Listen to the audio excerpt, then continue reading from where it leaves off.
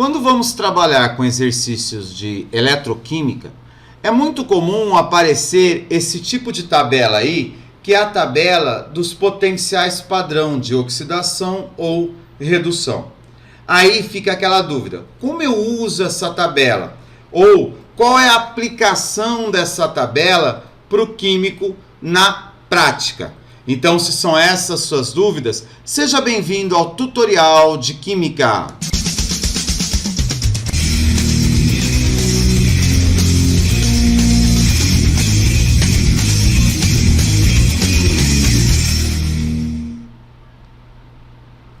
Olá, tudo bem? Se você ainda não me conhece, sou o professor Everson. Há 30 anos venho mostrando para os meus alunos uma maneira fácil de aprender e principalmente entender a química. Se você ainda não é inscrito no canal, não se esqueça, faça isso já. Taca o dedo aí no botãozinho vermelho que tem embaixo, inscreva-se no canal. Você deixa para o finalzinho, eu sei que você esquece, então faz isso já. Porque toda semana o tutorial de química tem novidades para você. Mas vamos lá ao que interessa para nós. Quando falamos em tabela de potenciais, nós vamos ter a tabela nesse formato aqui, tá? A tabela onde ela vai indicar para nós os potenciais de redução. É um padrão aqui no Brasil, tá nos exercícios. A gente trabalha com potencial de redução. Deixa eu só marcar aqui o potencial. Pronto. De redução. Ô Everson, mas o elemento não pode reduzir e oxidar? Tranquilo. Se você quer saber um potencial de oxidação, é só você copiar o número que está aqui e inverter o sinal. Então, se ele é negativo, ele fica positivo. É só isso.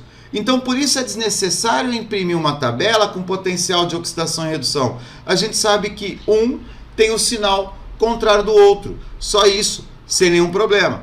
Agora, como que eu aplico essa tabela? Como que eu uso essa tabela? Essa tabela para o químico tem 3 utilidades. Então, é o cálculo da DDP de uma reação química. DDP, diferença de potencial, força eletromotriz, ΔE. Você pode encontrar isso de várias maneiras, com várias determinações, ok? Então vamos entender aqui o seguinte, aqui está indicando o cobre 2+, indo para cobre 0, então o cobre recebeu 2 elétrons e vai a cobre 0. O ferro é ferro 0, se transforma em ferro 2+, após receber 2 elétrons. Nesse processo, nós temos o cobre sofrendo redução e o ferro sofrendo oxidação. Tudo bem? Tá. Então, veja aqui. Quando eu venho aqui na tabela, eu procuro o cobre e encontro exatamente o quê? O cobre sofrendo redução. E aí eu tenho para o cobre um potencial de mais 0,34 volts. Se eu procurar o íon ferro, o ferro 2+, eu vou encontrá-lo aqui. Porém, atenção, aqui a reação é a reação de redução, é a reação padrão, é como a gente usa. E aqui ele está sofrendo oxidação, então basta pegar esse valor aqui e inverter o sinal. Então vai ficar mais 0,44 volts.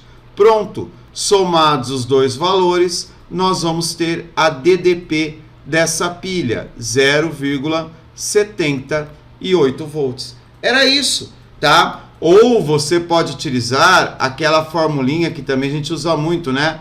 Potencial padrão de redução maior menos o potencial padrão de redução menor. Você não precisaria nem montar aqui as semi-reações. Era só ir até a tabela e verificar que o maior é o 0,34. Então, 0,34 menos e o menor é menos 0,44. Note que a colocação desse sinal negativo aqui na frente vai implicar o quê?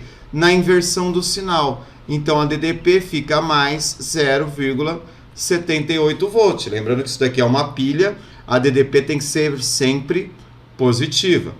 Uma segunda aplicação dessa tabela é no cálculo da força oxidante ou da força redutora. Vamos usar o que a gente tem de dado aqui.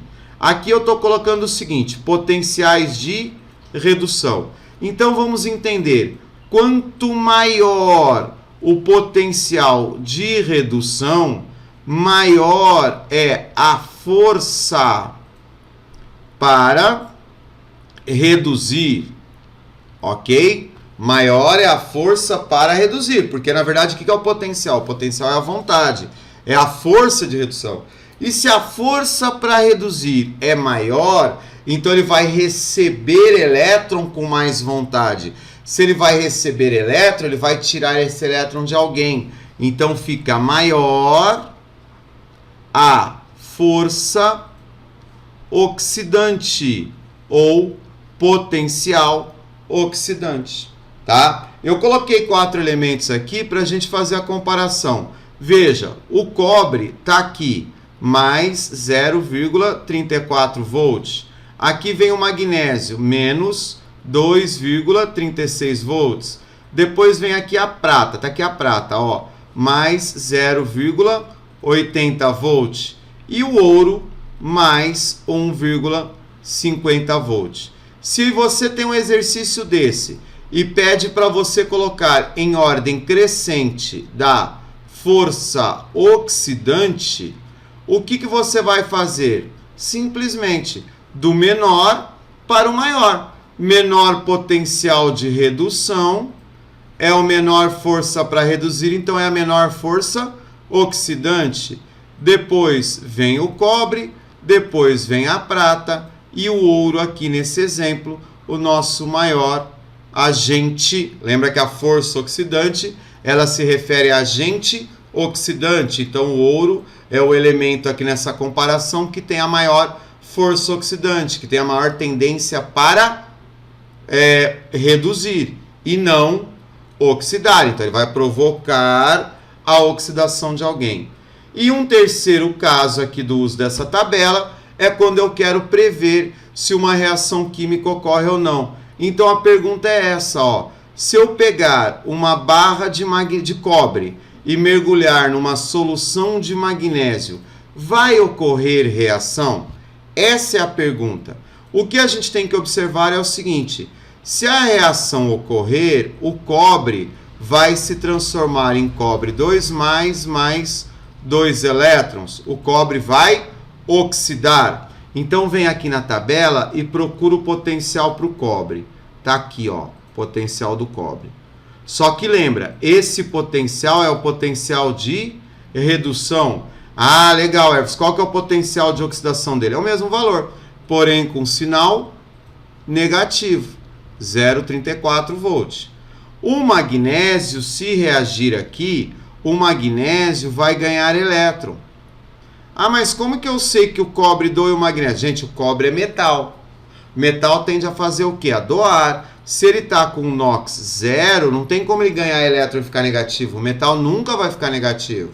O magnésio já está positivo. Se ele já está positivo, qual é a tendência dele? Ir para 0, para NOx 0. Sofrer o quê? Sofrer redução. Está aqui a equação, ó. Está aqui a equação. E o valor? Menos 2,36 volts. Somando isso daqui, nós temos menos 2,70 volts.